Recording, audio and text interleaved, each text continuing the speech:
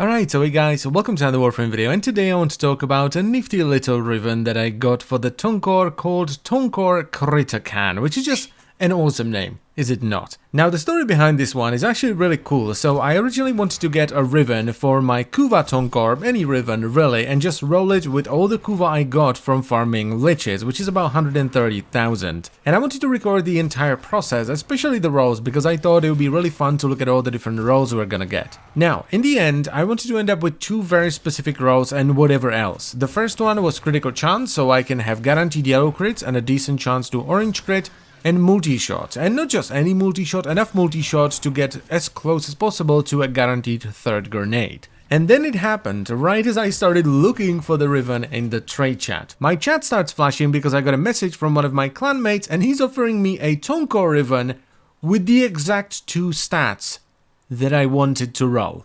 And no, I'm not making this up, it's too perfect to be made up. So thank you very much, my good man, you are awesome. Now I ended up testing a ton of different setups with this, which is why I now have 5 forma on the Kuva Tonkor, because the build I thought I was going to run once I get the ribbon actually ended up not being that great. So now that I have the ribbon, I'm running with Serration for damage, Split Chamber for multi-shot, Point Strike for crit chance, Vital Sense for crit damage, then we have Vigilante Supplies for the ammo mutation, so I never run out of ammo, and I'm also running 3 out of 6 on the set bonus, so I get 15% chance to enhance a crit, with the other 2 Vigilante mods being provided by my MOA. Okay, so moving on from there, we have the ribbon, Tonkor Critacan, with 200% crit chance, a little bit over 100% multi-shot, which is great because it nearly guarantees that you're gonna fire 3 grenades every time you pull the trigger. And the final stat, the negative one, is negative status duration, which is not the best thing in the world for a setup like this, but it's not as bad as I first thought it was gonna be when I put on the Hunter Munitions viral setup, because while this does reduce the duration of my slash procs by about half, they still do enough damage to kill pretty much everything, so it's not that big of a deal.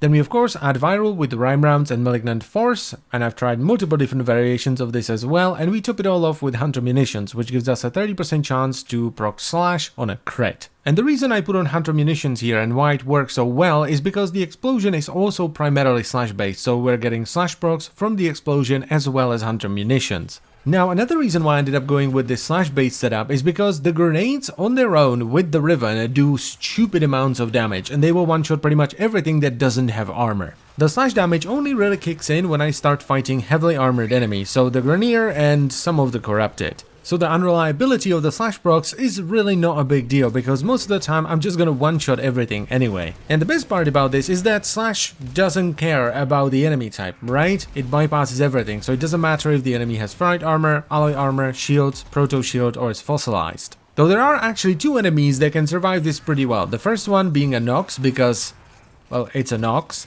And the second one is an Arctic Eximus, because their bubble is too small for you to detonate the grenade inside. Or at least I haven't managed to do it yet. I can do it reliably inside a nullifier bubble, but the Arctic Eximus one is just too small. Even liches will die to this pretty fast, even though they are immune to the slash procs, because the upfront damage is just really high. So yeah, this is what a really juiced up Kuva Tonkor looks like, though it is not the strongest version of this you can have. You can of course get a better ribbon, though I would of course try to get crit and multi-shot as 2 stats and then get something else. And you could also get a better version of the Kuva Tonkor, because the one I have has extra heat damage, and you would ideally for this setup want to go with Toxin so you can mix it into the Viral. And I really wouldn't go for cold, by the way, because while cold on its own is fine and when you mix it into viral it's great, the other options are magnetic, which is just eh, and blast, which is not bad but it's not great. Just go for Toxin, okay? Toxin on its own is fine, but you can also mix it into corrosive, which is great. You can mix it into viral, which is awesome, and you can also mix it into gas, and that can be really strong if you have it on the right weapon as well. But anyway, I think I've been blabbering for long enough, so I'm super happy that I have a juiced up Kuva Tonkor, and I think I'll be using this for a very long time. And as always, I thank you very much for watching. I hope you've enjoyed the video, guys,